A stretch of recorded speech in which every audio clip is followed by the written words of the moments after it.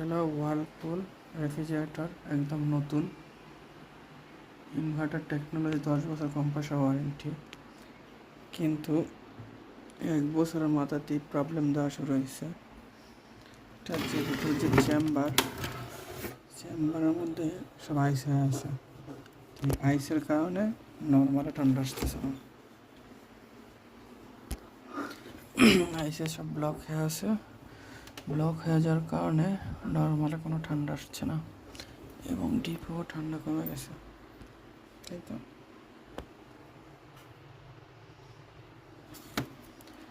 Whirlpool technology.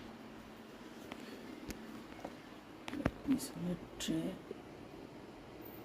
Tray একদম শুকানো, পানি নেই ট্রেতে।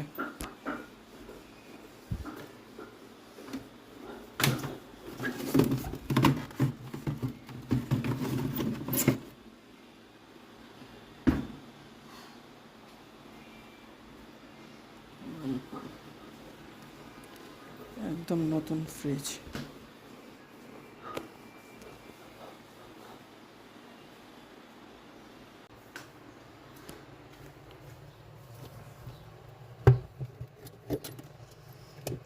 এটা হলো এই সেন্সরটা খারাপ।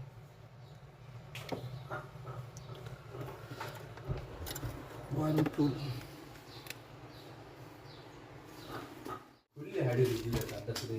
এটা হচ্ছে ওয়ার্লপুলের অরিজিনাল সেন্সর। এটা হলো আগেরটা, এটা চেঞ্জ করতে হবে।